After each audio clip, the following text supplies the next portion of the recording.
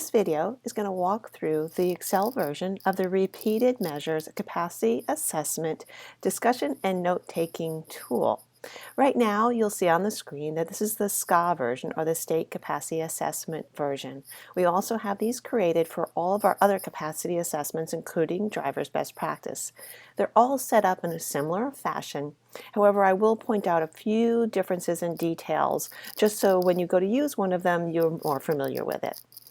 So as I noted, this is all within Excel. So if you're not familiar with Excel, when you open up the actual file, you will notice at the bottom that there are separate tabs that are also semi-color coded that you will click on will bring you to a different workbook or worksheet within the file.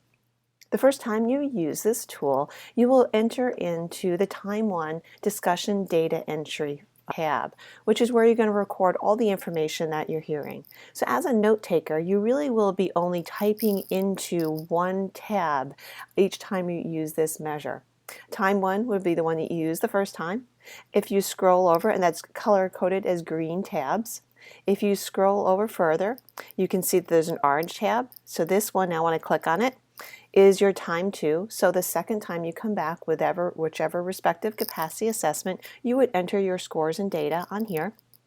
If you need to get to further tabs, you're going to go all the way over, and this is a Mac version. It might be slightly different than the version of Excel that you're using, but you're going to go ahead and click all the way over on the left-hand side. There's going to be little arrows and triangles. You can click on those and it'll bring up all the other tabs. So as you keep scrolling over to the right, you'll see here's Time 3 Discussion Data Entry, and we all the way go over to Time 4. So this worksheet can be used for 4 consecutive capacity assessment measures. And the beauty of this, I'm going to go back to our Time 1 data entry, is that there's graphs that are generated for all of your data and your scores. But as you use this repeatedly, we also then are able to look at our data and scores over time. So as you look all the way over to the left-hand lower part here with our tabs, the red tabs, you'll see a tab that says Graph Over Time, Total and Scales. And then you also see Graph Over Time Subscales. So these are the same graphs that are generated for each of our administrations. However, these now will collapse our data over all of our administrations. So for example, if I tap on this first one, the graph over time and subscales, right now it's empty because there's no data pulling from there. If there were repeated measures, we would see our charts coming up and being generated by our data that were entered. So I'll go back to the Time 1 data. And just one more little orientation. As you notice to the right of this tab, it's also a green color because it's Time 1, are our time-specific graphs. After we enter our data for Time 1, you would click on this first one, the Time 1 graph, scales and total, and a graph would be depicted from our scores, and then our Time 1 for our subscales graph. Again, these are empty right now because we haven't entered any data. So let me again go back now to our data entry point. So the way that you would be using this as a note taker is, of course, first of all, entering our identifying information, the state name, your date of administration, and then you'd be entering your team. So who was the administrator, the facilitator. As the note taker, you would enter your name here, and then go ahead and enter the names of the respondents who were participating in the capacity assessment. These are the people who are voting or generating and producing the scores and the discussion happening. We have a final row here for any observers. These are people who are not contributing to the discussion and were also then not part of the voting team. So now as you drop your eyes further down, you can see this is the part here where our data are going to be entered.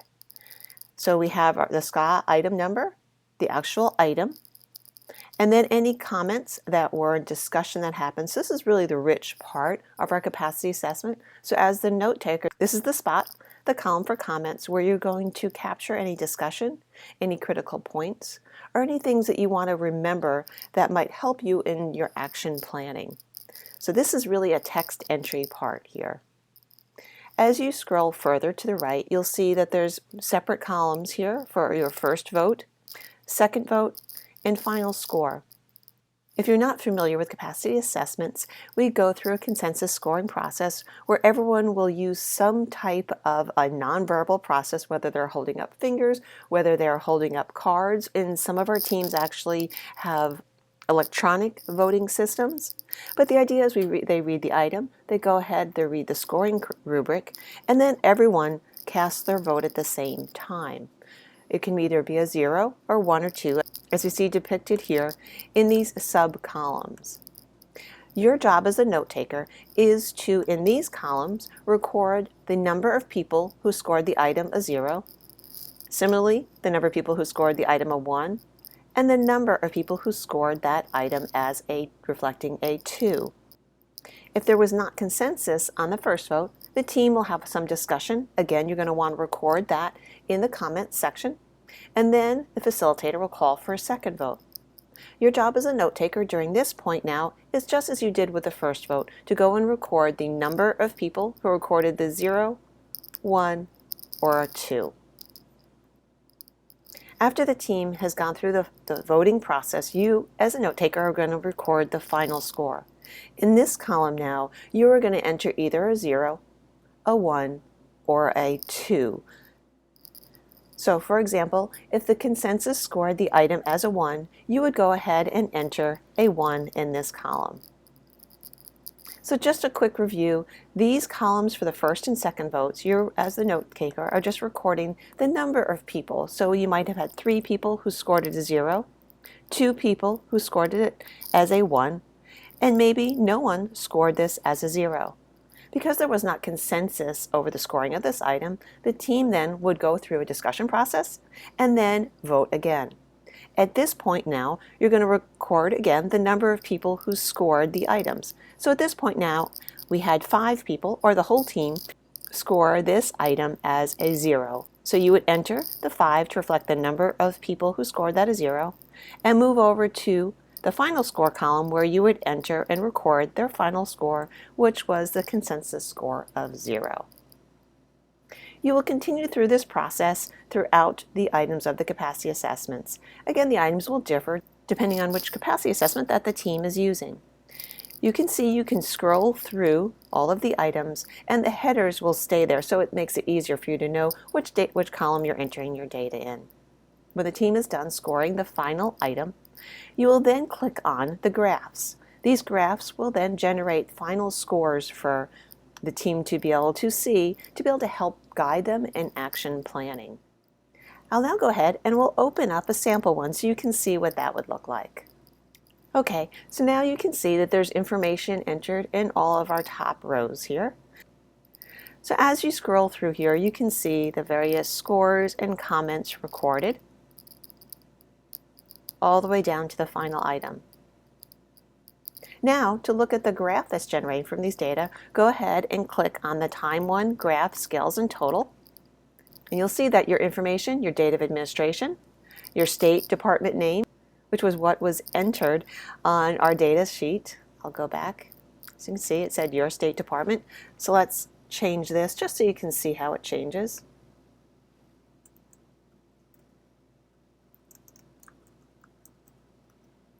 And we'll click that up, and you can see now it says North Carolina. Here's our administration date, and here are our scales and total score.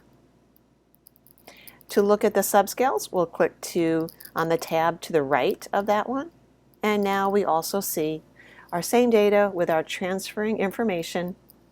However, now we're looking at our subscales. If we had repeated measures, so for example, if this was our second or third time for completing the capacity assessment, we would click over to the far left to our overtime subscales, which right now only include our time 1 data. So as I said, all of our capacity assessments are set up in a similar manner. Of course, the items will differ. One notable difference that I wanted to point out, I'm going to pull up the driver's best practices assessment. Okay, so here now is our repeated measures data capture tool for the driver's best practices assessment. So as you glance at the top, you can see very similar and relevant information. So for example, instead of the state name here, now we have the name of the school because this is completed at the building level, date of administration, our team, respondents and observers, But there's one other critical piece at the end here.